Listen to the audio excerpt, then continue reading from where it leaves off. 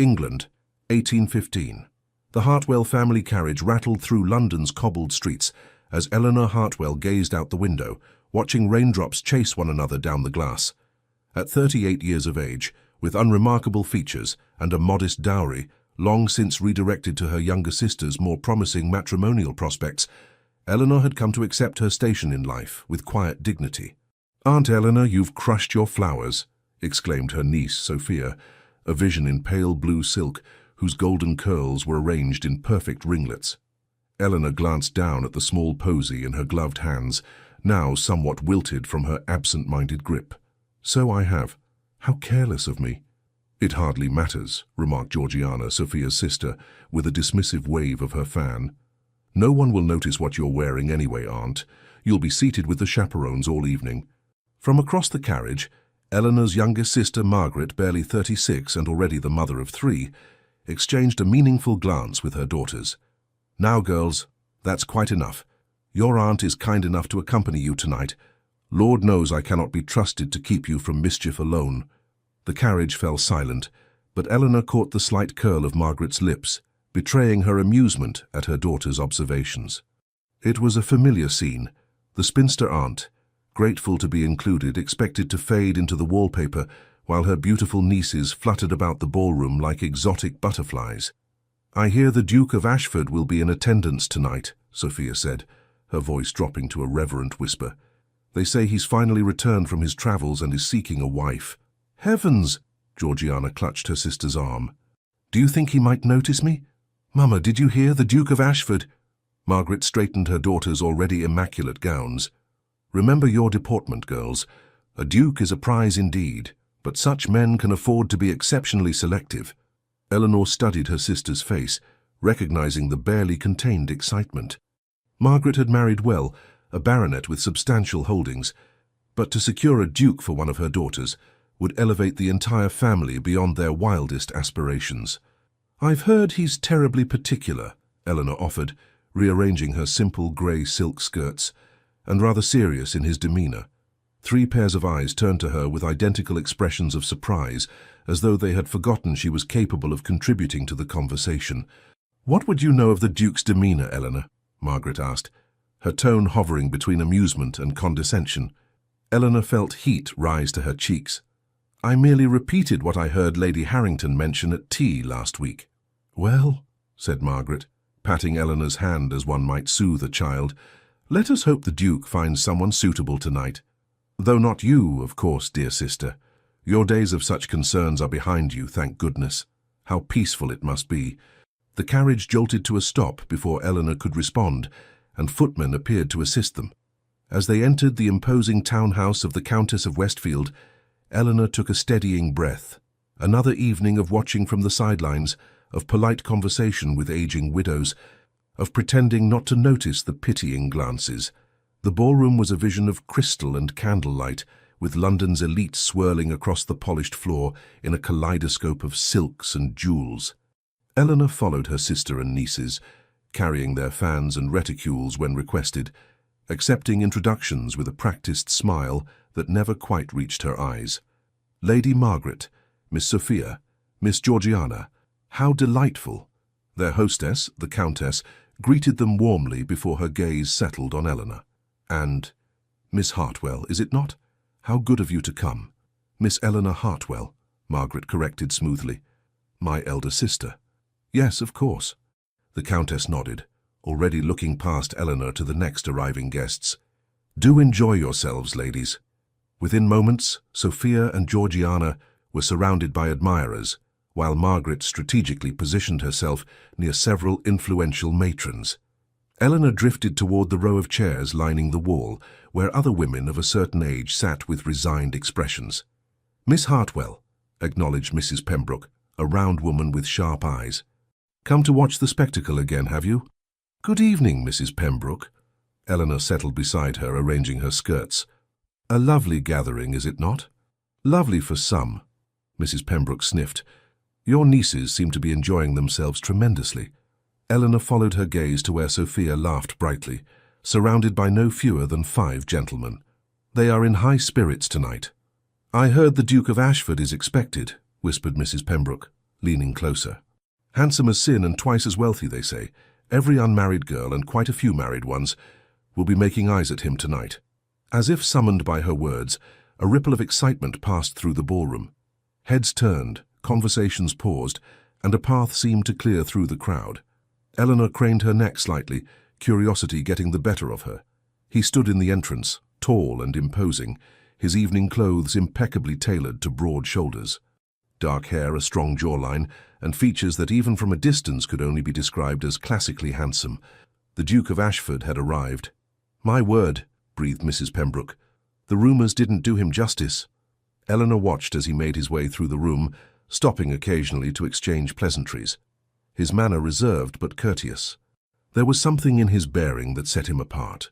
A seriousness, perhaps, or a subtle wariness that contrasted with the eager faces surrounding him.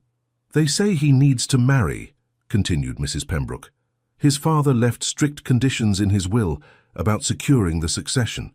Eleanor tore her gaze away. "How unfortunate to be forced into matrimony by legal documents." "Unfortunate?" Mrs. Pembroke chuckled. "My dear Miss Hartwell, there isn't a woman in this room who wouldn't trade places with his future Duchess. Present company accepted," Eleanor said with a small smile. Mrs. Pembroke gave her a knowing look. "Even you aren't so far past your prime as to be immune to such a man, I'd wager." Before Eleanor could respond, she noticed a commotion near the refreshment table. Sophia and Georgiana stood huddled with several other young ladies, their heads close together as they cast furtive glances across the room. Following their gaze, Eleanor saw the Duke engaged in conversation with a vision in crimson silk, Lady Vivienne Ashworth, renowned beauty and daughter of the Earl of Blackwood. "Now there's a match society would approve," commented Mrs. Pembroke. "Lady Vivienne has been the incomparable of the season for 3 years running." Indeed, Lady Vivienne was everything Eleanor was not: young, exquisitely beautiful, wealthy and possessed of a confidence that bordered on arrogance. As Eleanor watched, Lady Vivienne touched the Duke's arm lightly, her lips curving in a smile that was both inviting and calculated. The evening progressed in its predictable fashion. Eleanor watched her nieces dance, accepted a glass of punch from a passing footman, and made polite conversation with various matrons. She declined the few obligatory invitations to dance that came her way, typically from elderly gentlemen or very young boys fulfilling their social duties, preferring to avoid becoming a spectacle on the dance floor. During a particularly lively country dance, Eleanor slipped away from the ballroom, seeking a moment of respite in a small antechamber. The sounds of music and laughter faded as she closed the door behind her, leaving her in blessed quiet. She moved to the window, looking out at the darkened garden below. "Not fond of dancing, Miss Hartwell?" Eleanor whirled around, her heart leaping to her throat. The Duke of Ashford stood just inside the doorway, his expression unreadable in the dim light. "Your Grace," she curtsied deeply, mortified at being discovered. "Forgive me. I didn't realize anyone was here." "Nor I," he replied, his voice deep and measured. "I was seeking a moment's peace from the enthusiasm of the ballroom." Eleanor clutched her hands together. "I shall leave you to your solitude, Your Grace." "No need." He gestured to the window. "There's room enough for 2 people seeking quiet." Uncertain, Eleanor remained where she was, studying him cautiously. Up close, the Duke was even more striking, his features sharp but harmonious, his eyes a startling shade of blue that reminded her of winter skies. "You seem surprised, Miss Hartwell," he observed. "That you know my name?" "Yes, I confess I am." A slight smile curved his lips. "We have mutual acquaintances. Lady Harrington speaks highly of your character." "Lady Harrington is most kind," Eleanor replied, wondering why this powerful man would remember such an inconsequential detail about her. The Duke moved to stand beside her at the window, maintaining a respectful distance. "I find these events rather tedious, don't you?" The candid admission surprised her. "It would be improper for me to agree with a duke, I think." This drew a genuine chuckle from him. "Yet your expression suggests you do agree." "Perhaps," she conceded, allowing herself a small smile, "though my nieces find them delightful." "Ah, yes, the Misses Sophia and Georgiana Barrett. Charming young ladies." Eleanor raised an eyebrow. "You've met them?" "Briefly. They were introduced to me upon my arrival, along with half the eligible young ladies in London." There was a weariness in his tone that Eleanor found strangely comforting, as though even the most sought-after man in England could find the marriage mart tiresome. A comfortable silence fell between them as they gazed out at the garden. Eleanor was acutely aware of his presence beside her, of the faint scent of sandalwood and leather that surrounded him, of how utterly improper it was for her to be alone with him. "I should return," she said finally. "My sister will be wondering where I've gone." The Duke turned to her, studying her face with an intensity that made her breath catch. "Will she? I rather thought most chaperones were given considerable latitude to come and go as they please." The observation stung, accurate though it was. "Nevertheless, Your Grace, I should not wish to be missed." He inclined his head. "Of course. It was a pleasure, Miss Hartwell." As Eleanor reached for the door, the Duke spoke again. "Miss Hartwell." She turned, her hand on the latch. "Yes, Your Grace? I hope we might continue our conversation at another time." Unsure how to interpret such a remark, Eleanor merely curtsied again before slipping back into the corridor, her heart beating a strange rhythm against her ribs.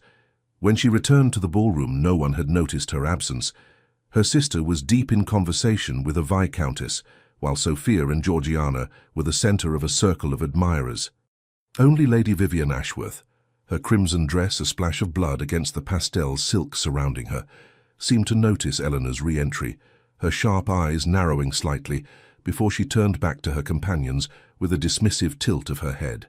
Eleanor resumed her seat, her mind still lingering on the strange encounter with the Duke. Whatever had possessed him to speak with her, and why had the brief conversation felt so comfortable? "There you are." Margaret appeared suddenly, her face flushed with excitement. "Where have you been hiding?" The Duke of Ashford himself asked after Sophia not 10 minutes ago. Eleanor's momentary peace evaporated.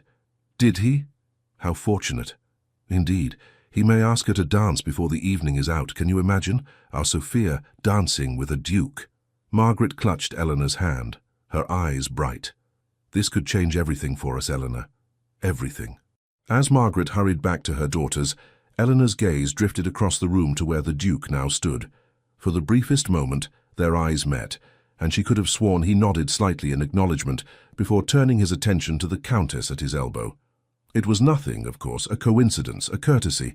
Men like the Duke of Ashford did not notice women like Eleanor Hartwell. Not truly. She was simply a momentary diversion, a respite from the clamouring debutantes and ambitious mothers. By tomorrow, he would not remember her name. 3 weeks later, Eleanor found herself once again playing the role of dutiful chaperone, this time at the Blackwood Ball, the most anticipated event of the season. The Earl of Blackwood's townhouse was magnificent, with its marble columns and gilded ceilings, its grand staircase draped in exotic flowers at what must have been ruinous expense. "Do stop fidgeting, Aunt Eleanor," Sophia hissed as they entered the ballroom. "You're drawing attention." Eleanor stilled her hands, which had indeed been nervously adjusting her lace collar. She wore her best gown tonight, a midnight blue silk that had been remodeled 3 times since its original making 6 years ago. It was respectable, if not fashionable, and the colour at least was flattering to her pale complexion and dark hair. "I apologize," she murmured. "The crowds make me somewhat anxious." Sophia rolled her eyes, already scanning the room for more interesting company. "Then do what you always do, and find a corner to hide in. Just don't embarrass us." "Sophia," Margaret admonished, though without much conviction. "Mind your tongue." They were interrupted by the approach of a young man with a pleasant face and eager manner. "Miss Sophia, I've been watching for you. Might I claim the first dance?" As Sophia was swept away, Georgiana close behind with her own partner, Margaret turned to Eleanor with a conspiratorial smile. "The Duke is here again tonight. He's danced with Sophia twice in the past fortnight." "Has he? How promising." Eleanor kept her tone neutral, though her stomach tightened inexplicably. "Lady Westfield says he's been most attentive to her at the Chamber's musical evening as well." Margaret preened. "Of course, Lady Vivian has been throwing herself in his path at every opportunity, but Sophia has youth on her side." Eleanor nodded absently, her gaze drawn across the room to where Lady Vivian stood in a stunning gown of emerald green, holding court amid a circle of admirers. The lady was undeniably beautiful, with her perfect features and glossy dark curls, but there was a hardness to her smile that Eleanor found unsettling. "Eleanor, Are you listening to me? Margaret prodded. Yes, of course. Sophia's prospects, very promising. Margaret sighed. Go and sit with Mrs. Pembroke, why don't you? I need to speak with Lady Harrington about the possibility of securing an invitation to her country estate this summer. Released from immediate duty, Eleanor made her way to the row of chairs where the chaperones and wallflowers congregated. Mrs. Pembroke was already there, resplendent in purple satin and an impressive turban adorned with feathers. Miss Hartwell, come sit by me and tell me what you make of the spectacle tonight. She patted the chair beside her. Have you noticed how Lady Vivian watches the Duke? Like a cat eyeing a particularly plump canary. Eleanor settled beside her. It's hardly surprising, he's the most eligible bachelor in England, and she's determined to be his Duchess. Mrs. Pembroke leaned closer. Though I hear he's been quite attentive to your niece, Miss Sophia. So my sister tells me. You don't sound particularly enthused. Eleanor sighed. I want Sophia to make a good match, of course. I just wonder if she's worthy of a duke. Mrs. Pembroke finished for her, eyebrows raised. No, that's not what I meant. Eleanor frowned. I wonder if they would suit. The Duke seems different from what one might expect. Mrs. Pembroke studied her curiously. And how would you know the Duke's character, my dear? Heat rose to Eleanor's cheeks. In the weeks since their encounter in the antechamber, she had seen the Duke at several events. Each time he had made a point of speaking with her, brief, proper conversations that nonetheless left her confused and oddly breathless. I've observed him, that's all, she replied. He seems more serious than most men of his station. Mrs. Pembroke's expression suggested she wasn't entirely convinced. Well, serious or not, he'll make some fortunate young lady a duchess before the season's end, mark my words. The evening progressed in its usual fashion. Eleanor watched the dancing, applauded politely at appropriate intervals, and tried not to notice how the Duke seemed to be watching her from across the room. Twice she thought he might be making his way toward her, only to be intercepted by Lady Vivian or another eager debutante. It was during the supper dance that disaster struck. Eleanor had declined to join the meal, preferring to remain in the ballroom where the crowds had thinned. She was standing near a column, enjoying a moment of solitude, when she overheard voices from the other side. Aunt Eleanor is so dreadfully dull, came Sophia's voice, pitched low but perfectly audible. Did you see that gown? I think it's the same one she wore to Cousin Edward's christening 3 years ago. A titter of laughter followed, and Eleanor recognized Georgiana's voice. At least she knows to stay out of our way. Could you imagine if she actually tried to attract attention? It would be mortifying. Poor spinster aunt, said a third voice, one of their friends perhaps. Does she never wish she had married? Who would have her? Sophia replied carelessly. No, she's resigned to her fate. Mama says we should be grateful she's content to be useful. Many old maids become bitter and difficult. Eleanor stood frozen, her fingertips pressing into the column beside her. She had always known how her nieces viewed her, of course, but to hear it stated so boldly, with such casual cruelty. Ladies, a new voice joined the conversation, cool, precise, and unmistakably belonging to Lady Vivian Ashworth. I couldn't help but overhear your charming assessment of your aunt. How fortunate she is to have such loyal family. There was a moment of awkward silence before Sophia spoke again, her voice now syrupy sweet. Lady Vivian, we were just demonstrating a remarkable lack of both compassion and good breeding, Lady Vivian cut in smoothly. Fascinating. Eleanor almost laughed at the irony, being defended by Lady Vivian of all people.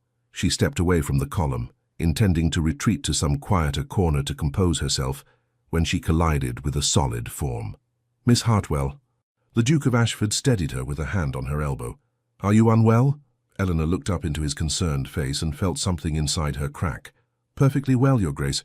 If you'll excuse me. You are not well, he insisted, his voice low but firm. You're pale as a ghost. It's nothing. She attempted to step around him, merely the heat of the ballroom. The Duke glanced toward the column she had been standing near, where the voices of her nieces and Lady Vivian could still be heard, now engaged in stilted pleasantries. His expression hardened almost imperceptibly. Come, he said, offering his arm. Allow me to escort you to the terrace for some fresh air. It was improper, of course, a scandal waiting to happen. But Eleanor found herself too numb with humiliation to care. She placed her fingers lightly on his offered arm, and allowed him to guide her through a set of French doors onto the terrace that overlooked the gardens. The night air was cool against her heated skin, the distant sounds of music and laughter muted by the heavy doors closing behind them. Eleanor moved to the stone balustrade, drawing deep breaths, acutely aware of the Duke standing silently beside her. "I apologize for my momentary weakness, Your Grace," she said finally. "It was unforgivably dramatic of me." "There is nothing to forgive." His voice was gentle. "I heard enough to understand." Fresh mortification washed over her. "You heard them?" "Not intentionally." He joined her at the balustrade, his profile sharp against the night sky. "Your nieces lack both discretion and kindness, it seems." Eleanor stiffened. "They are young, Your Grace. Youth is often careless. You defend them even now." He sounded genuinely surprised. "They are my family," she said simply. The Duke was silent for a moment, studying her. "You are a remarkable woman, Miss Hartwell." A startled laugh escaped her. "I am many things, Your Grace, but remarkable has never been among them." "Then you have been surrounded by fools," he said with unexpected vehemence. Eleanor turned to face him fully, puzzled by his intensity. "Your Grace, I don't understand what—" "Christopher," he interrupted. "My name is Christopher. I couldn't possibly—" "When we are alone," he amended, "I would like to hear my name from your lips, Eleanor." Her heart stuttered at the impropriety, at the intimacy of his using her given name. "Sir, this is most irregular." "Yes," he agreed, stepping closer. "It is." In the moonlight his eyes were dark and serious, his expression one of profound determination that made Eleanor's breath catch. She should step away, should insist on returning to the ballroom, should remember all the reasons why this moment could not possibly mean what her foolish heart wanted it to mean. "I have watched you these past weeks," the Duke, Christopher, continued. "I have observed your grace, your kindness, your quiet dignity in the face of slights that would embitter a lesser person. Your Grace, I told you my name," he reminded her softly. Eleanor swallowed. "Christopher," she whispered, the name foreign on her tongue. "I don't know what you want from me." "Everything," he said simply.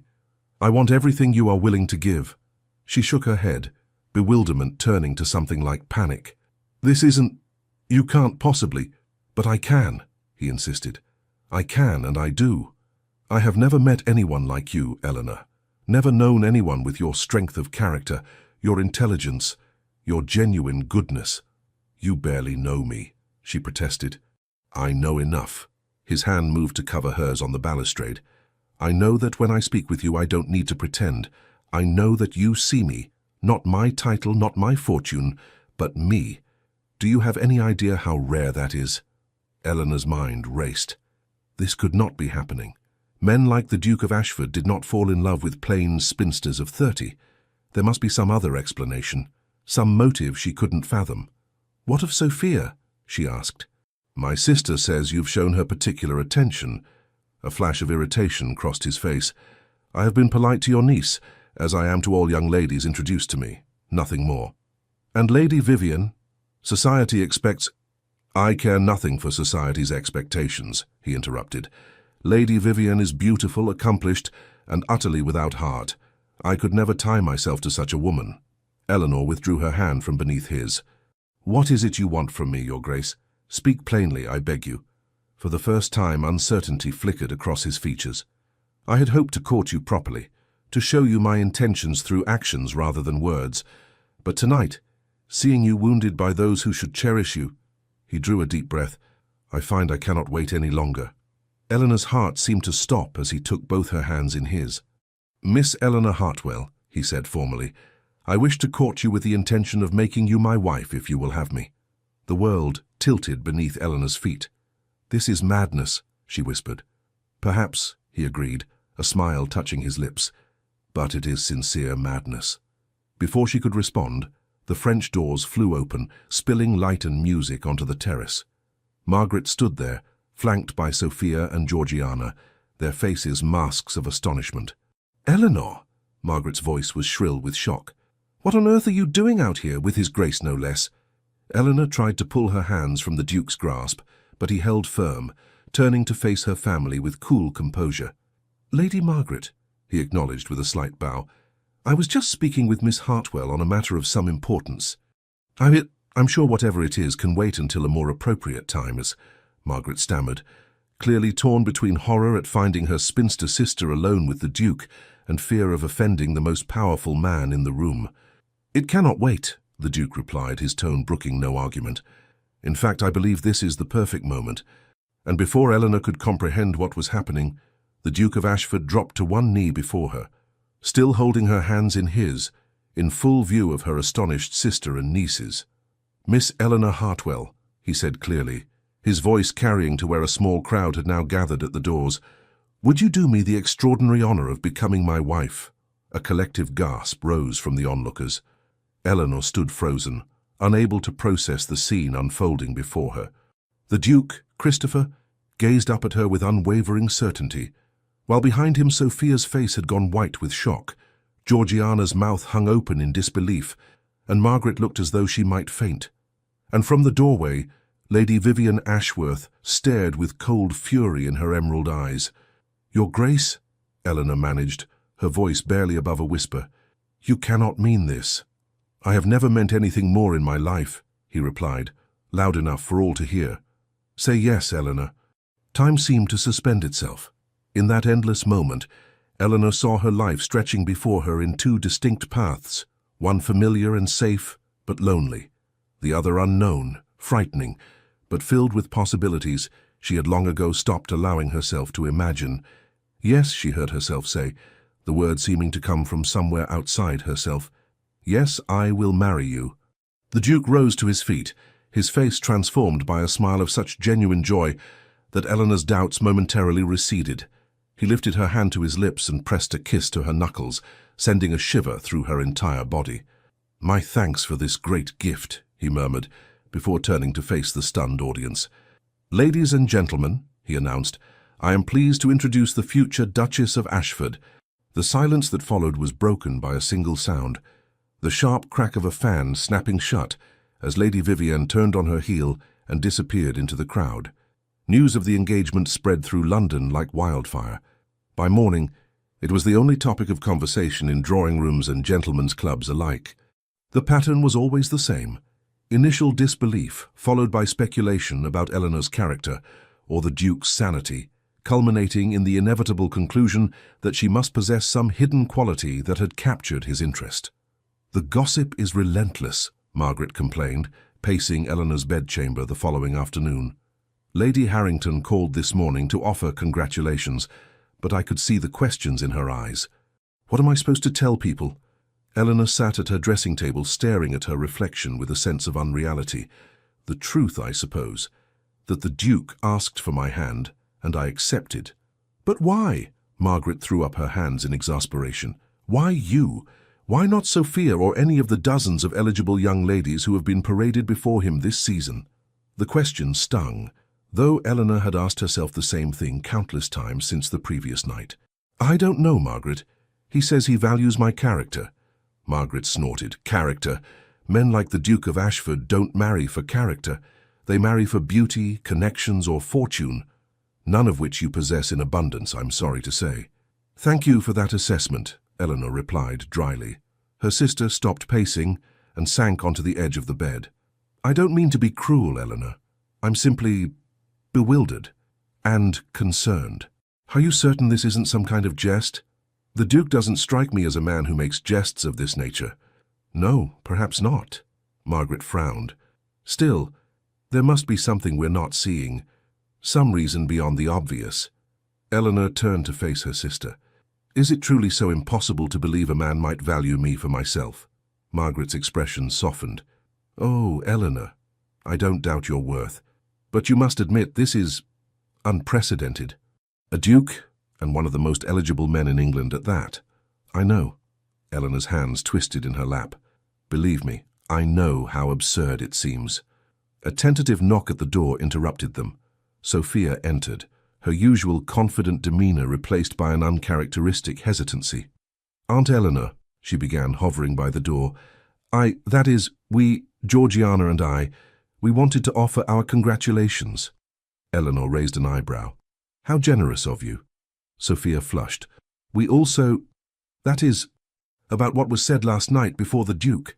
I believe I heard quite enough of your thoughts on the matter, Eleanor said quietly. Margaret looked between them. What's this? What did you say, Sophia? Sophia's blush deepened. Nothing of consequence, Mama, just girlish nonsense. They were discussing the many merits of having a spinster aunt, Eleanor supplied, unable to keep the edge from her voice. How useful I am. How fortunate they are that I'm not bitter about my circumstances. Sophia, Margaret looked genuinely shocked. You didn't. It was thoughtless, Sophia admitted, staring at the floor. I'm sorry, Aunt Eleanor, truly. Eleanor studied her niece, noting the genuine remorse in her expression. The hurt was still fresh, but Eleanor had never been one to nurture grudges. You are forgiven, Sophia, though perhaps in future you might remember that spinster aunts have ears. A ghost of a smile touched Sophia's lips, and dukes for fiancé, apparently. She hesitated, then asked, May I see the ring? Eleanor extended her left hand, where a magnificent sapphire surrounded by diamonds now rested, delivered that morning by the Duke's private secretary, along with a note requesting her presence at tea the following day to discuss arrangements. Sophia gasped. It's beautiful! She peered closer. Those are Ashford sapphires. They've been in his family for generations.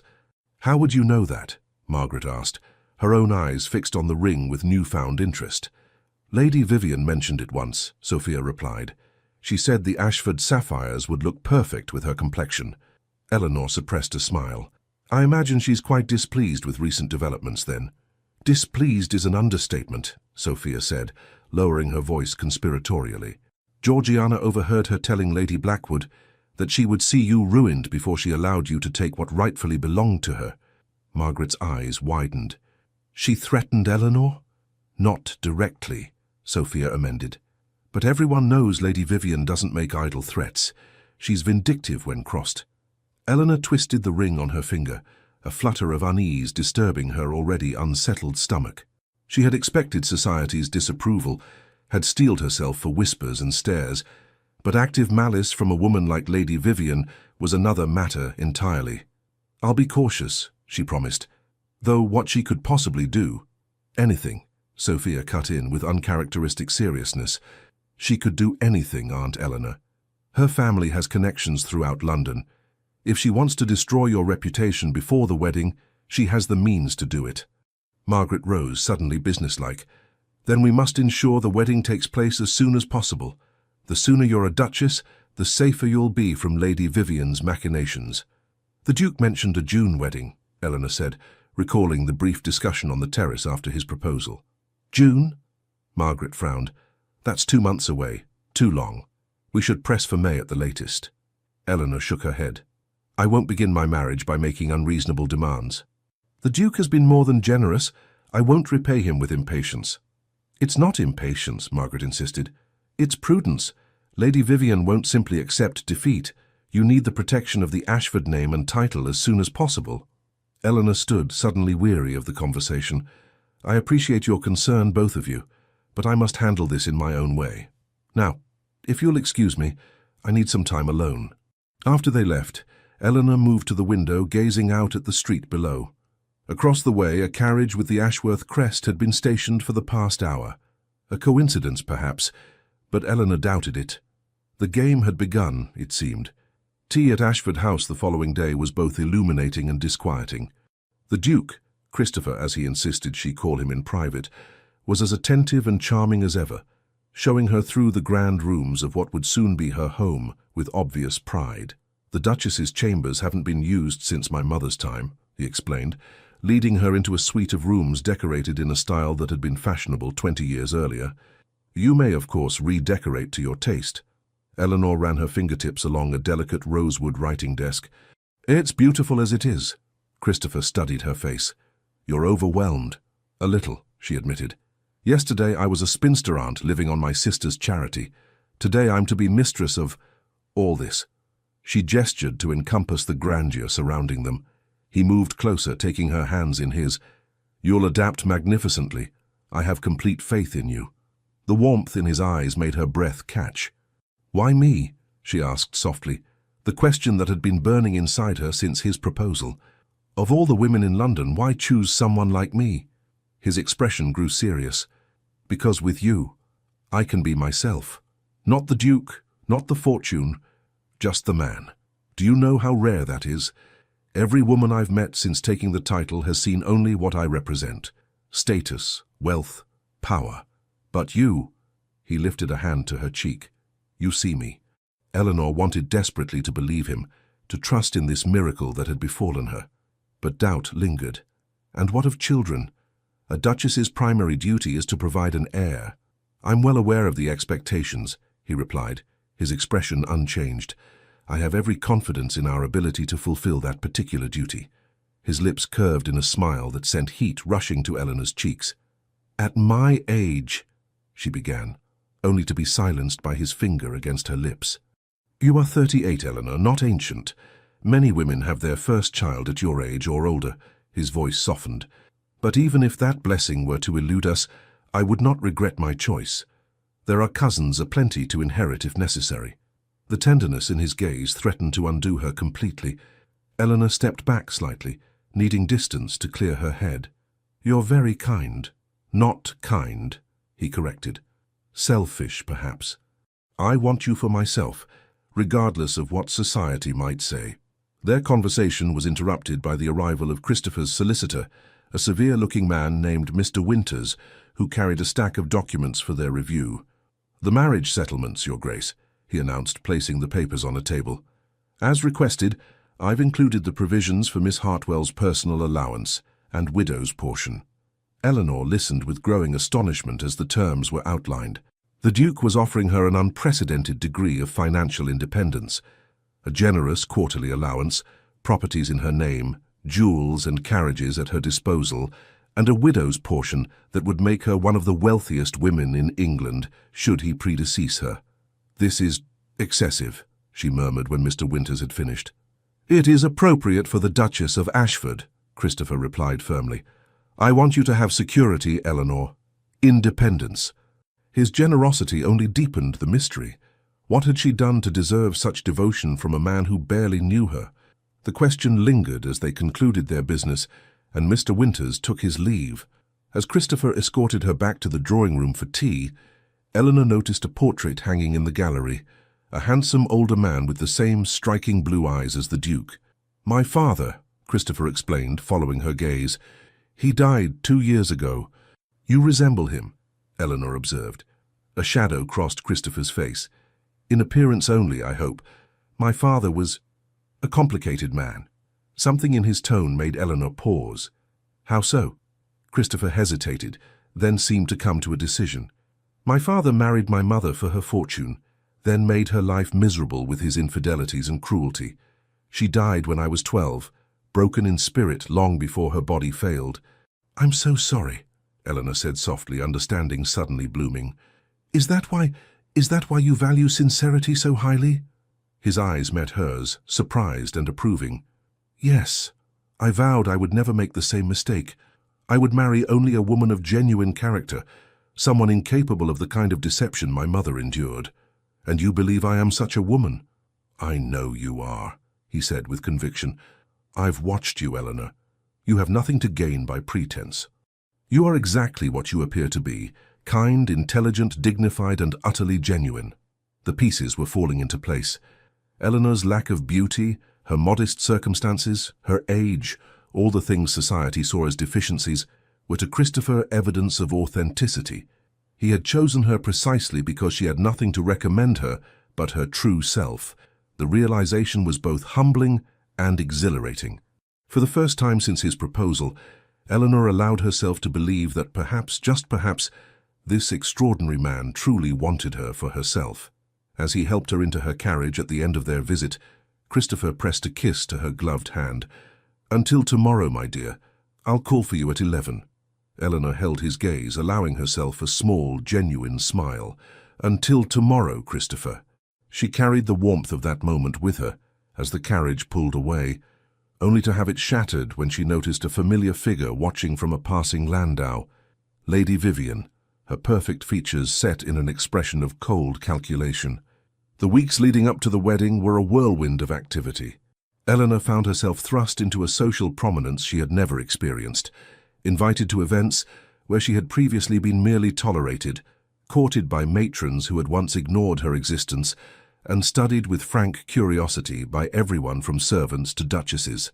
Through it all, Christopher remained attentive and supportive, escorting her to dinners and soirees, arranging meetings with modistes for her trousseau, and introducing her to the circle of friends and connections she would soon call her own. Eleanor came to treasure their private conversations, the moments when away from prying eyes they could speak freely. Christopher, she discovered, possessed a dry wit and a keen intellect that matched her own. He loved literature and music, despised pretension, and harbored a secret fondness for apple tarts that made him seem endearingly human despite his exalted position. But even as Eleanor's affection for her fiancé deepened, so too did Lady Vivian's campaign against her. It began subtly, invitations that mysteriously went astray, social slights too small to acknowledge but too pointed to ignore, whispers that fell silent when Eleanor entered a room. Then came more overt attacks. Anonymous letters were delivered to Ashford House, alleging improprieties in Eleanor's past. A rumour circulated that she had once been engaged to a merchant who had broken the engagement upon discovering some moral failing on her part.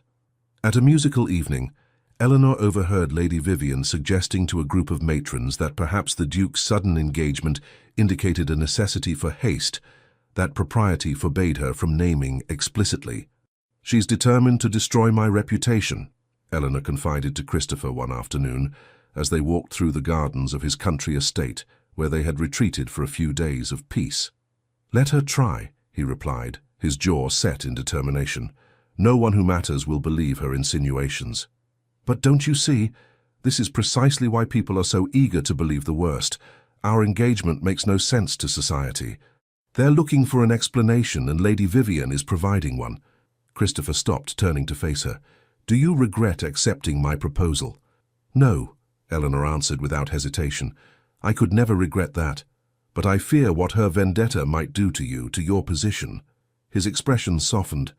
"My position is secure, Eleanor, and as for what people say, let them talk.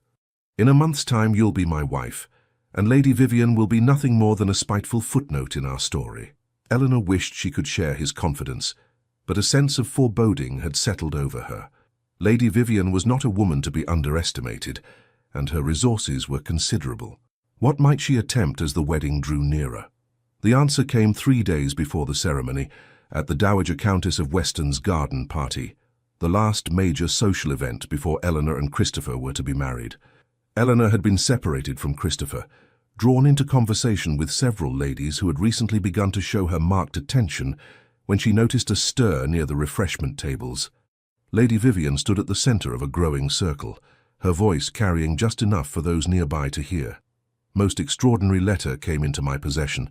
I could scarcely believe it myself, but the evidence is undeniable." Eleanor moved closer, a cold dread settling in her stomach. "It seems our dear Duke's sudden engagement may have less to do with love and more to do with, shall we say, financial necessity," Lady Vivian continued, her eyes glittering with malicious triumph. "My source at the Bank of England confirms that the Ashford estates are deeply mortgaged, the family fortunes all but depleted by the late Duke's excesses." A murmur ran through the crowd. Eleanor stood frozen, uncertain whether to confront the lie or seek Christopher. "But what has this to do with Miss Hartwell?" someone asked. "She brings no fortune to the match." Lady Vivian's smile was a knife's edge. "Ah, but she brings something perhaps more valuable, a convenient distraction." While London gossips about the Duke's peculiar choice of bride, none look too closely at his financial affairs, and by the time the truth emerges, he'll be safely married to a woman of no consequence who cannot possibly object to whatever measures he deems necessary to restore his fortunes. The implication was clear, that Christopher had chosen Eleanor precisely because she was so grateful for his attention that she would overlook any impropriety, any scheme to restore his supposedly ruined finances. Furthermore, Lady Vivian added, producing a folded paper from her reticule, "I have here a letter from a very reliable source indicating that the Duke has already begun selling off family heirlooms to satisfy his creditors." Eleanor could bear no more. "What a fascinating theory, Lady Vivian," she said, stepping into the circle, "though one wonders why you feel compelled to share it so publicly." Lady Vivian's eyes narrowed, though her smile remained fixed. "Miss Hartwell, how fortunate you could join us. I was just expressing my concern for your future happiness." "How kind," Eleanor replied evenly, "though I must correct a few inaccuracies in your account. The Ashford estates are not mortgaged, the family fortunes are quite intact, and my fiancé has not sold so much as a teaspoon from his collections." "You seem very certain," Lady Vivian countered. "Has the Duke shared his financial statements with you then? How unusual for a betrothed couple." "Not unusual at all for a couple who value honesty above pretense," Eleanor responded, surprising herself with her composure. "But perhaps such concepts are foreign to you, Lady Vivian." A titter ran through the assembled onlookers. Lady Vivian's cheeks flushed with anger. "You presume too much, Miss Hartwell. I have only the Duke's best interests at heart." "As do I," came Christopher's voice as he stepped into the circle, his expression thunderous. "Though I fail to see how spreading malicious falsehoods about my finances serves anyone's interests but your own, Lady Vivian." Lady Vivian's composure faltered for the first time. "Your Grace, I was merely attempting to damage my reputation and that of my future wife," he finished for her. "A strategy as transparent as it is despicable." "I have proof," she insisted, brandishing the letter. "From a source at the bank itself." Christopher took the paper from her hand and scanned it briefly before crumpling it in his fist. "A clumsy forgery, and not even an imaginative one. My bankers would never discuss my affairs with a third party, and certainly not in writing." "But as—" Lady Vivian began. "Enough." Christopher's voice cut through the air like a blade. "You have insulted me. You have insulted Miss Hartwell, and you have made yourself ridiculous in the process. I suggest you withdraw before you compound your error." For a moment, Lady Vivian stood frozen, her face a mask of humiliation and fury. Then, with a rustle of silk skirts, she turned and swept away through the parting crowd. Christopher immediately turned to Eleanor, his expression softening with concern. "Are you all right?" "Yes," she assured him, though her hands trembled slightly. "Though I fear Lady Vivian will not forgive this public rebuke easily." "She brought it upon herself," he said grimly, "and I doubt she'll risk another such scene." But Eleanor wasn't so certain. As they moved through the gardens, accepting congratulations and expressions of support from those who had witnessed the confrontation, she could not shake the feeling that Lady Vivian's defeat had only made her more dangerous. That night, as Eleanor sat at her dressing table, her maid brushing out her hair for bed, a small package was delivered, a final gift from Christopher before their wedding, the footman explained. Inside the velvet box lay a delicate diamond bracelet with a note in Christopher's hand. "For my brave Eleanor, 3 days more until you are mine forever." Eleanor smiled, touching the diamonds with reverent fingertips. Whatever Lady Vivian might attempt next, she would face it with Christopher at her side. In 3 days' time she would be Duchess of Ashford, and all of this would be behind them. Or so she thought, until she noticed a second, smaller envelope that had fallen from the package onto her dressing table. This one bore no seal, no direction, just her name, written in an unfamiliar hand. With a sense of foreboding, Eleanor opened it and unfolded the single sheet within. "The Duke is not what he seems," it read in an elegant anonymous script. "Before you bind yourself to him forever, ask him about Elizabeth Barrett."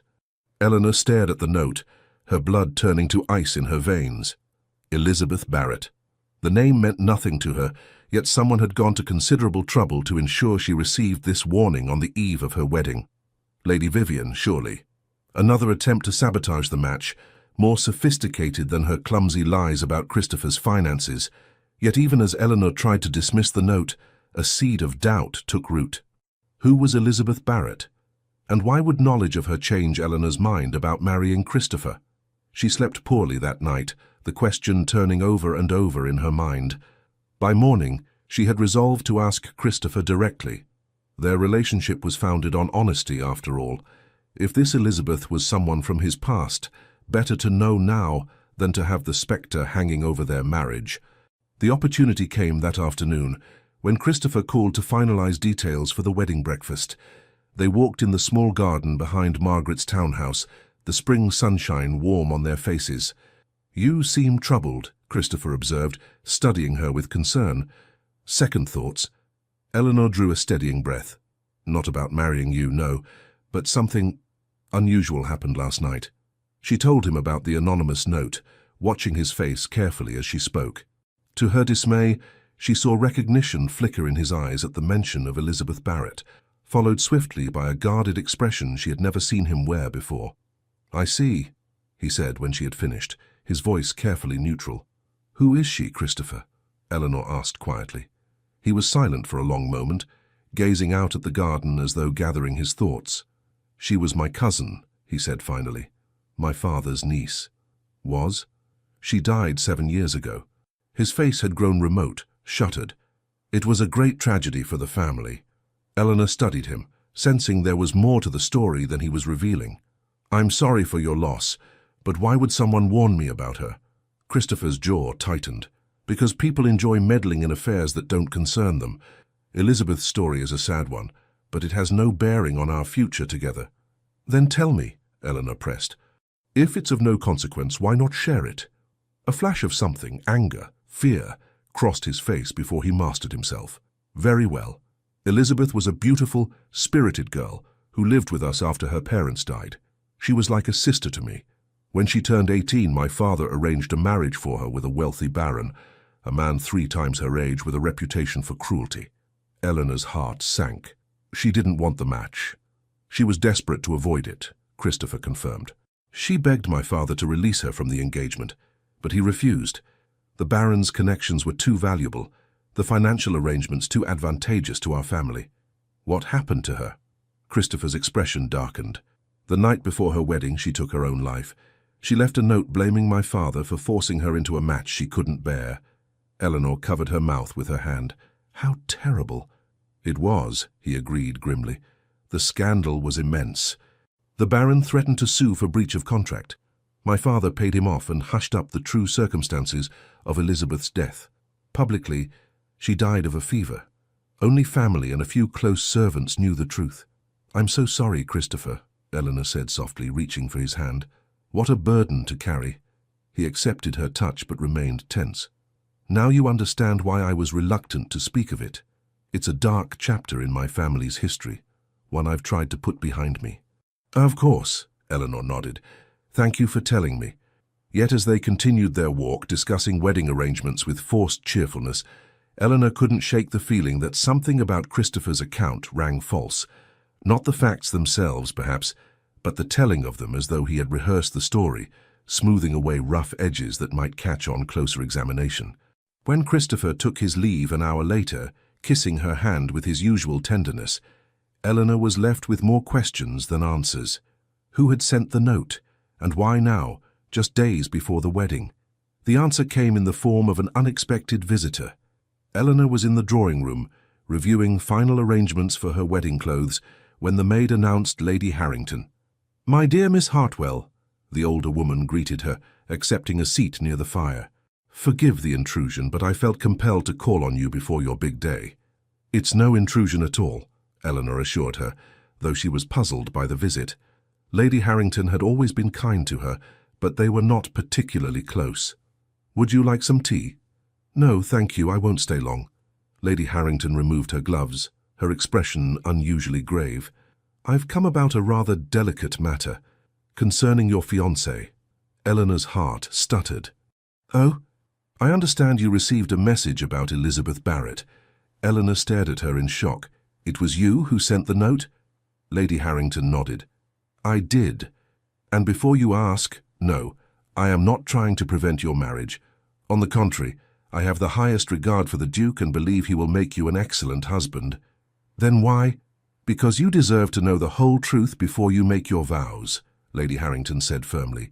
"The Duke told you about Elizabeth's death, I presume?" "Yes," Eleanor confirmed. "He said she took her own life rather than marry the man his father had chosen for her." "That much is true," Lady Harrington acknowledged. "But there's more to the story. A part the Duke may be reluctant to share, though it reflects no ill on him personally." Eleanor clasped her hands tightly in her lap. "Please, continue." "Elizabeth was with child when she died," Lady Harrington said quietly. "The father was a young man of good family but modest means, someone the late Duke considered entirely unsuitable. When he discovered the relationship, He arranged the marriage to the Baron immediately to conceal the scandal. "How do you know this?" Eleanor asked, her throat tight with emotion. "Because the young man was my nephew," Lady Harrington replied, her eyes shadowed with old grief. "He loved Elizabeth desperately. They had planned to elope, but the Duke discovered their plans and locked Elizabeth in her room until the wedding. When she died," Lady Harrington paused, composing herself, "my nephew was destroyed by guilt and grief. He joined the army and was killed in Spain less than a year later." Eleanor sat in stunned silence, absorbing this new information. It explained Christopher's reluctance to discuss Elizabeth, certainly. But why had Lady Harrington felt it necessary to tell her now? "I don't understand," she said finally. "This is a tragic story, but as you said, it reflects no ill on the Duke himself. He was barely more than a boy when it happened." "True," Lady Harrington agreed. "But there's one more thing you should know. After Elizabeth died, the Duke swore a vow at her graveside. He promised that when he came into his title, he would never force anyone in his care into an unwanted marriage, nor would he allow family considerations to overrule matters of the heart." Understanding dawned slowly.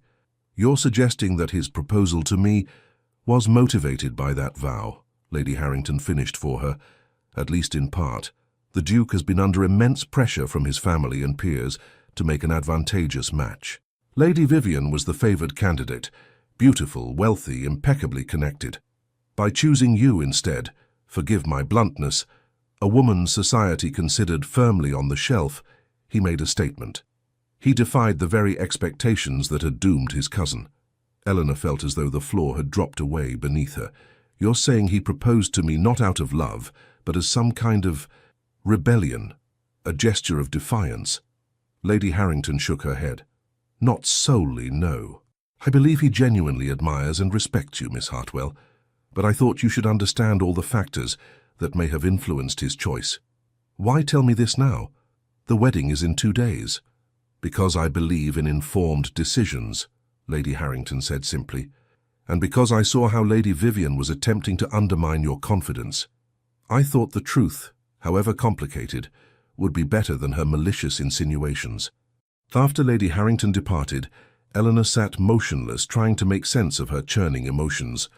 If what she had learned was true, Christopher's proposal was not the simple declaration of love she had believed, but something far more complex. A gesture of atonement, perhaps, or defiance against the system that had destroyed his cousin. Did it matter? He had been kind, attentive, respectful. He had defended her against gossip and slander. Did his motivations change the fact that he had chosen her above all others? Yes, she decided with a heavy heart. It mattered very much indeed. The confrontation came that evening, when Christopher called unexpectedly, eager to share news about an additional wedding gift he had arranged. He found Eleanor in the small sitting room she used as her private retreat, her face pale and composed, her eyes shadowed with doubt. "What's happened?" he asked immediately, crossing to take her hands. "Are you unwell?" Eleanor gently withdrew her fingers from his grasp. "I had a visitor today, Lady Harrington." Something flickered in Christopher's eyes, awareness perhaps, or resignation. "I see." "She told me about Elizabeth," Eleanor continued. "The full story." He turned away, moving to the window with uncharacteristic restlessness.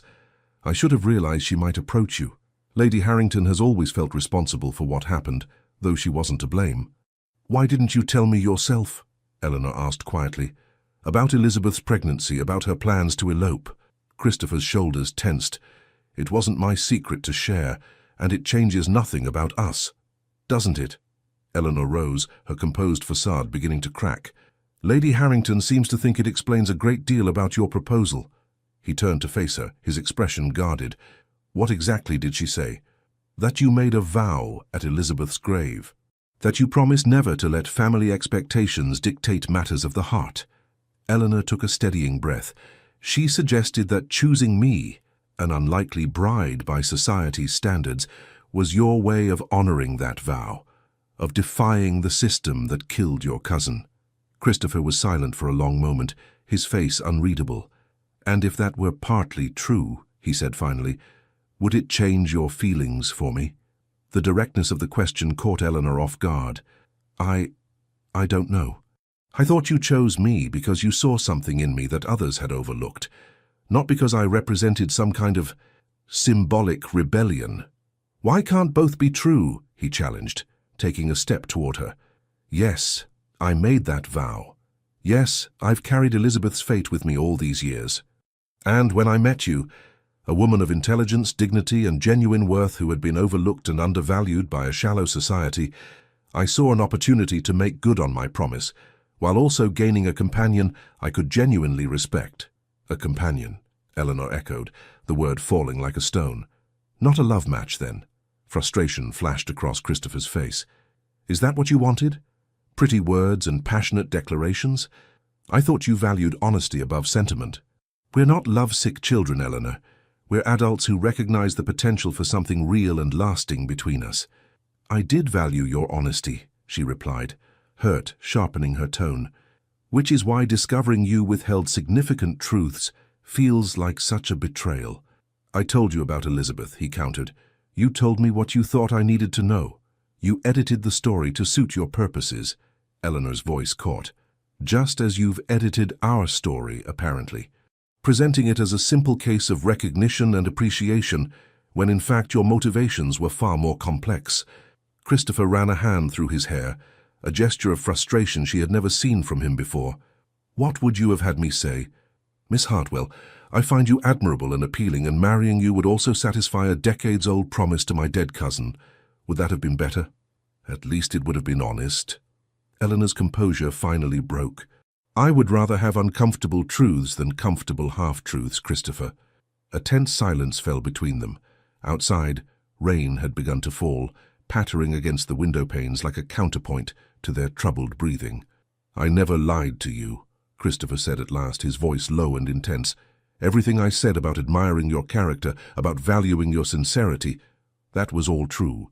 Is it so hard to believe that a man might have complex, multi-layered reasons for his choices? Eleanor closed her eyes briefly, gathering her thoughts.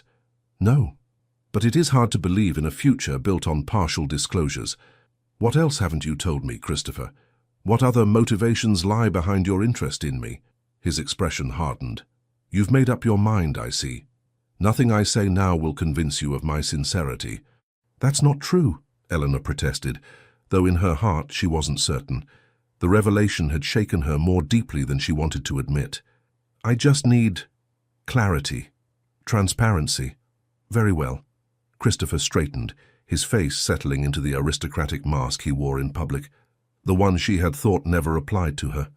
I chose you because I believed you would make an excellent duchess, intelligent, dignified, mature enough to handle the responsibilities of the position without being dazzled by its privileges. I chose you because, unlike every other eligible woman in London, you seem to see me as a man, not just a title. And yes, I chose you partly because doing so fulfilled a promise I made long ago, to value character over convention. He paused, his eyes intent on her face. If those reasons aren't enough for you, if you were hoping for protestations of undying passion from a man who has only known you for a matter of weeks, then perhaps Lady Vivian was right about one thing. We are ill-suited after all. The words hung in the air between them, impossible to take back. Eleanor felt them like physical blows, each one chipping away at the fragile happiness she had allowed herself to believe in. Perhaps we are, she said finally, her voice barely above a whisper. Christopher's face betrayed a flash of something, regret, pain, before settling back into impassivity. Then I release you from our engagement, Miss Hartwell. I'll make the necessary announcements myself to spare you the gossip as much as possible. He bowed formally, as though they were strangers at a ball rather than lovers on the brink of marriage. I wish you every happiness. And then he was gone, the door closing behind him with a quiet click that nonetheless echoed in Eleanor's ears like a thunderclap. She sank onto a chair, the full weight of what had just happened crashing over her like a wave. The wedding was off. The dream, for that's what it had been, she now realized, was over. Tomorrow, London would buzz with the news of the Duke's broken engagement, of Eleanor Hartwell's return to obscurity and spinsterhood. Her brief moment in the sun had ended, and the shadows of her former life stretched before her once more. Yet beneath the pain and humiliation, a small, stubborn part of Eleanor refused to surrender to despair, Christopher had chosen her, imperfect, complex motivations and all. And in the weeks they had spent together, she had come to know him as few others did. The man who laughed at her dry observations, who listened to her opinions with genuine interest, who looked at her as though she were precious beyond words. Was that man a lie? Or had he simply been more complicated, more human, than the romantic hero she had built up in her imagination? As the night deepened around her, Eleanor confronted a truth she had been avoiding. Somewhere along the way, despite her best efforts at caution, she had fallen in love with the Duke of Ashford. Not with his title or his wealth or the status he could confer, but with the man himself, with Christopher, in all his flawed, human complexity. And in her hurt pride, she had thrown away the one thing she had never expected to find, a chance at real happiness. Morning brought no relief from Eleanor's torment. She had barely slept, her mind replaying every word of their confrontation, searching for things she might have said differently, moments when pride might have given way to understanding. Margaret arrived early, her face etched with concern. "Eleanor, what's happened? The Duke's secretary delivered a note at dawn, something about urgent business requiring His Grace to leave town immediately." Eleanor looked up from the window where she had been sitting since sunrise. "The wedding is off, Margaret. We've ended our engagement." "What?" Margaret's shock was palpable. "Why? How? Eleanor, what have you done?" The accusation stung, though Eleanor couldn't blame her sister for assuming she was at fault. "I discovered that the Duke's reasons for proposing weren't as straightforward as I had believed. We disagreed about whether that mattered." Margaret sank onto a chair, her face pale. "Oh, Eleanor. Surely whatever his reasons, becoming a duchess would have been worth a little compromise." "Is that what you think of me?" Eleanor asked quietly. "That I would sell myself for a title?" "That's not what I meant," Margaret backtracked, though her expression suggested otherwise. "But opportunities like this don't come twice in a lifetime, especially for women in your situation." "My situation?" Eleanor repeated flatly. "You mean my advanced age and unexceptional looks?" Margaret had the grace to flush. "I only meant—" "I know what you meant," Eleanor interrupted, too exhausted for pretense. "And a week ago I might even have agreed with you. But I've learned something about myself these past few weeks, Margaret. I've discovered that I would rather have honesty without a title than a coronet built on half-truths." Her sister stared at her as though she had sprouted a second head. "You're not making sense, Eleanor. What half-truths? The Duke has been nothing but attentive and generous." Eleanor sighed, unwilling to share the full story of Elizabeth Barrett. "It's complicated. And ultimately private. All that matters is that we've agreed to part ways." "But the wedding, the guests, the preparations!" Margaret's voice rose in distress. "What will people say?" "They'll say exactly what they said when the engagement was announced," Eleanor replied with weary resignation. "That it was absurd for a man like the Duke to choose a woman like me, that it could never have lasted, that order has been restored to their comfortable world." "And you're content with that?" Margaret demanded. "With returning to your previous existence?" The question hung in the air, forcing Eleanor to confront the reality of her choice. Could she truly go back to being the spinster aunt, the overlooked sister, the woman whose primary value lay in her usefulness to others, after having glimpsed a different life, one of respect, independence, and genuine companionship? "No," she admitted finally. "I'm not content with it. But I would be even less content in a marriage founded on incomplete truths." Margaret shook her head, clearly baffled by her sister's stance. "I hope you know what you're doing, Eleanor. Opportunities like this don't come twice in a lifetime," Eleanor finished for her. "Yes, you mentioned that." As Margaret left to begin the painful process of notifying guests and cancelling arrangements, Eleanor returned to her vigil by the window. The rain had stopped, leaving the street glistening in the pale morning light.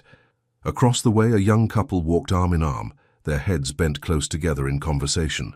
Had she been a fool to let Christopher go, to place such importance on his complex motivations when his actions had consistently shown care and respect? Was perfect transparency even possible between two people still learning each other's hearts? Eleanor's reflections were interrupted by a sharp knock at the door. Without waiting for her response, Sophia burst in, her face flushed with excitement. "Aunt Eleanor, you'll never believe what's happening." Eleanor turned wearily. "I'm not in the mood for gossip, Sophia. It's not gossip, it's about Lady Vivian." Sophia rushed to Eleanor's side, her eyes bright. She's been caught in the most dreadful scandal. Apparently she forged letters from the Bank of England attempting to discredit the Duke's finances, and now her father has withdrawn her from society and is sending her to their estate in Scotland. Eleanor straightened, her attention caught despite herself. What? It's true. Mrs. Pembroke's maid heard it from Lady Blackwood's footman. The Earl is furious. He's threatened to disinherit Lady Vivian if there's any further embarrassment to the family. Sophia could barely contain her glee. Isn't it delicious, after all her airs and ambitions, to end up disgraced and exiled to the country? Sophia, Eleanor chided automatically, though her mind was racing. We shouldn't take pleasure in others' misfortunes. Sophia waved away the reproof. Oh, but that's not all. The Duke called on Lady Harrington this morning. Georgiana and I were there taking tea with her granddaughter. He looked absolutely thunderous, Aunt Eleanor. They spoke privately for nearly an hour, and when he emerged, he asked Lady Harrington the most extraordinary question. Eleanor's heart quickened. What question? He asked her what a man should do when the woman he loves doubts his intentions, Sophia said, watching Eleanor's face closely. Lady Harrington told him that actions speak louder than words, and that some gestures cannot be misinterpreted. I see, Eleanor murmured, though her mind was in turmoil. Christopher had gone to Lady Harrington, the very woman whose revelations had triggered their argument. What could it mean? Sophia sat beside her, suddenly serious. Aunt Eleanor, is it true? Has the engagement been broken? Eleanor hesitated. How did you hear about that? Mama told us this morning. She was quite upset. Sophia bit her lip. But I don't understand. The Duke is clearly devoted to you. Anyone with eyes can see it. It's complicated, Sophia. Is it?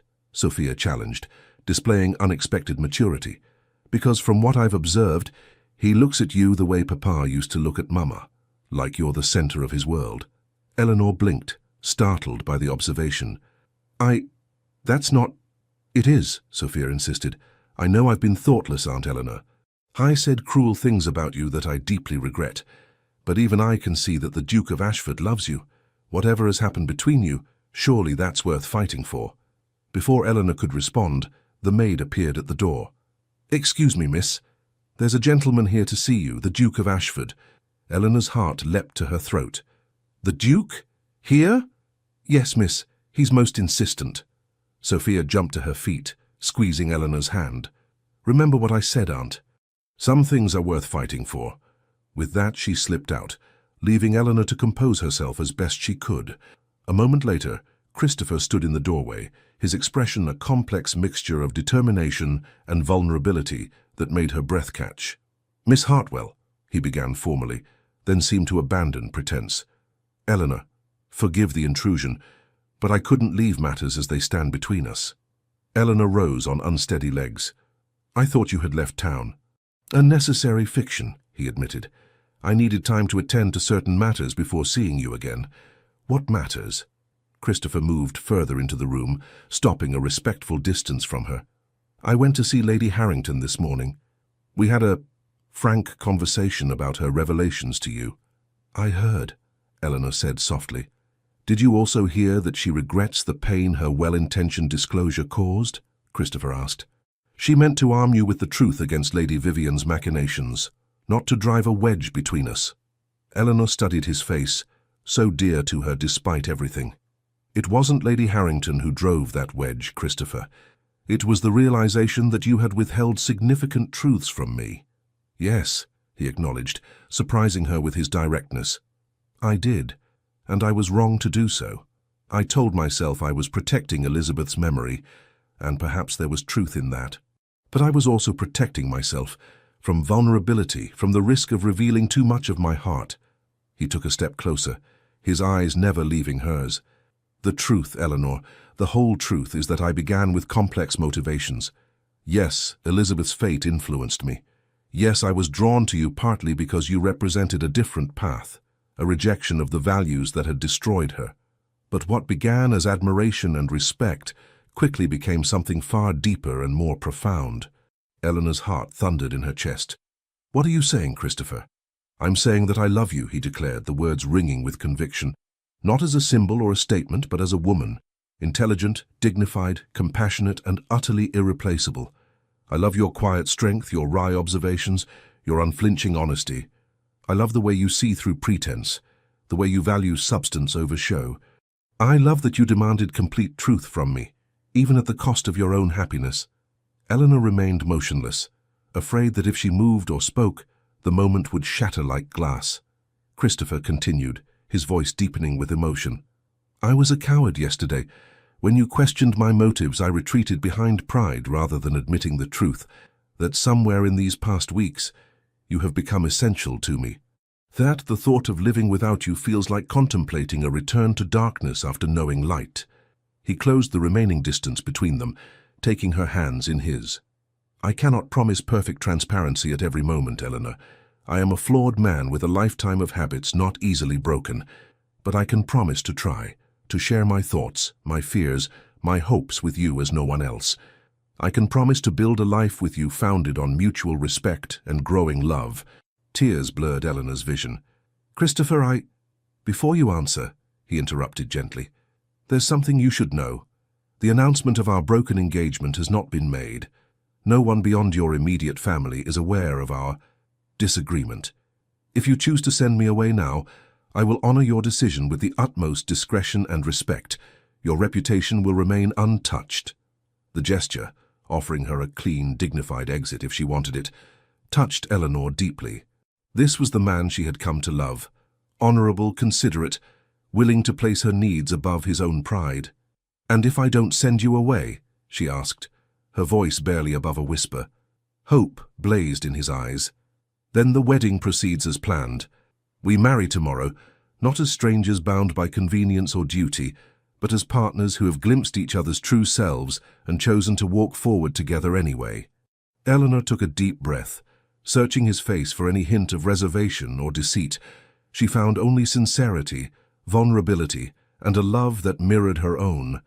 I love you, Christopher, she confessed, the words both terrifying and liberating. Not the Duke, not the fortune, but you. With all your complexities and contradictions, I was hurt yesterday not because your motivations were imperfect, but because I feared I had built our relationship on false assumptions. No false assumptions, he assured her, only incomplete information. A situation I hope we can remedy over a lifetime together. Eleanor smiled, feeling the weight of doubt lift from her heart. I would like that very much. Christopher's face transformed with joy. He drew her into his arms, holding her as though she were infinitely precious. Is that a yes, Eleanor? Will you still be my wife? In answer, she lifted her face to his. Their lips met in a kiss that contained all the promises words could not express. A pledge of honesty, partnership, and a love that had been tested by truth and emerged stronger for it. The wedding of the Duke of Ashford and Miss Eleanor Hartwell took place the following day as planned, though with a depth of emotion few guests could have anticipated. As Eleanor walked down the aisle of St. George's Church, her midnight blue eyes locked with Christopher's, she felt none of the doubt or reservation that had plagued her in previous days. This was no fairy tale, no miraculous transformation of a spinster into a princess. It was something far more valuable, the joining of two complex, flawed human beings who had chosen each other with clear eyes and full hearts. Sophia and Georgiana preceded her as bridesmaids, their faces alight with genuine happiness for their aunt. Margaret watched from the front pew with an expression of mingled bewilderment and relief, and from a discreet position near the back of the church, Lady Harrington nodded in quiet approval as the couple exchanged their vows. Lady Vivian Ashworth was conspicuous by her absence, though the whispers of her downfall provided a satisfying undertone to the celebrations. Society might never understand what had drawn the Duke of Ashford to the unremarkable Miss Hartwell, but as the couple departed the church amid a shower of flower petals and well-wishes, not even the most cynical observer could doubt the genuine affection that passed between them. 6 months later, the Duchess of Ashford stood in the morning room of their country estate, reading a letter with an expression of quiet satisfaction. "Good news?" Christopher asked, entering with the easy familiarity of a man completely at home with his wife. Eleanor smiled, setting down the paper. "From Margaret. It seems Sophia has received an offer from Lord Blackwood's youngest son. A love match, by all accounts." "Excellent," Christopher approved, coming to stand beside her. Your niece has shown remarkable growth in character these past months. I attribute it entirely to your influence." "Hardly," Eleanor demurred, though she was pleased by the observation. She simply needed to look beyond her own interests to develop compassion. Christopher slipped an arm around her waist, drawing her against his side, a quality her aunt possesses in abundance.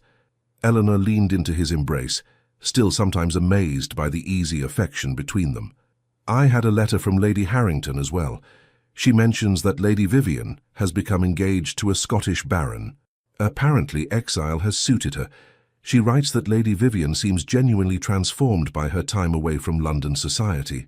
"Redemption comes in many forms," Christopher murmured. "I wish her well." "As do I," Eleanor agreed, surprised to discover she meant it. The woman who had once seemed such a formidable enemy now appeared merely young and misguided, as Eleanor herself might have been in different circumstances. Christopher's hand moved to rest lightly on her abdomen, still flat beneath her morning dress. "And how are you feeling today? Any improvement?" Eleanor covered his hand with her own, a private smile passing between them. The news was still too new, too precious to share widely, but the doctor had confirmed it just days ago. By spring, the Ashford nursery would have an occupant for the first time in nearly 3 decades. "Much better," she assured him, "though Mrs. Winters insists I should rest more."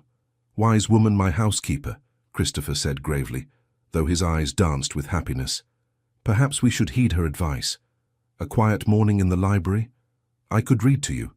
Eleanor lifted her face for his kiss, marveling at how completely her life had transformed in less than a year. From overlooked spinster to beloved wife, from resigned spectator to active participant in her own happiness. "I would like that very much," she said softly. "But first I have something for you." She moved to her writing desk and withdrew a small leather-bound volume. "I found this among your mother's possessions when we were reorganizing the family wing. I thought you might want to have it." Christopher opened the book carefully. Inside was a collection of pressed flowers, each labeled in a delicate feminine hand, with dates and locations noted beside them. "My mother's herbarium," he murmured, his fingers tracing the fragile specimens. "I had forgotten she kept this." "There's something else," Eleanor said gently, turning to the final page. There, pressed between the leaves, was a sprig of heather with a notation. "Elizabeth's favourite. May she find peace at last." Christopher's breath caught. "She knew," he whispered. "Mother knew about Elizabeth's unhappiness. She tried to help in her quiet way." "She did what she could within the constraints of her position," Eleanor agreed. "Just as you did, years later." He looked up, his eyes bright with emotion. "How do you always know the right thing to say?" "Practice," she replied with a smile, "and the confidence that comes from being truly known and loved anyway."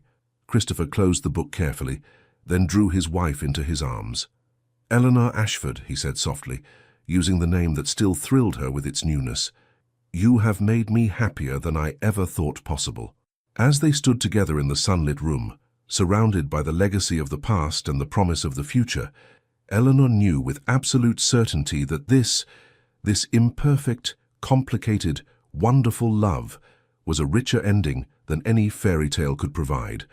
Not because a duke had chosen a spinster, but because two people had found in each other exactly what they needed: understanding, acceptance, and the courage to be fully themselves, together. The end. Dear listener, isn't it curious how a fictional story set 2 centuries ago can illuminate corners of your heart you thought long forgotten? Eleanor's journey isn't just ink on paper, it's an invitation to reclaim the chapters of your life that others have tried to close prematurely. Society speaks in absolutes, too old, past your time, settled in your ways. What magnificent nonsense! The clock that measures life's richest possibilities has no relationship to the one on your wall. Think of the garden that blooms in October when others have withered. Think of the evening sky, how it reserves its most spectacular colors not for the busy morning, but for the day's graceful conclusion. You are not diminished by your years. You are distilled by them. Tonight, as you lay your head down, whisper this truth to yourself. The most revolutionary act in a world obsessed with youth is to embrace your journey with unapologetic joy. Your value was never found in smooth skin or boundless energy, but in the unique constellation of experiences that make you magnificently you. Eleanor didn't just find love. She found herself beneath layers of expectations she'd internalized. Her greatest triumph wasn't capturing a duke's heart, but rediscovering her own worth independent of others' validation. Tomorrow, look in the mirror and greet yourself as you would a dear friend. Notice not what time has taken, but what it has carefully sculpted. The laugh lines that mark moments of joy, the steady gaze that has witnessed both heartbreak and wonder. Your story continues to unfold in ways the younger you could never have imagined.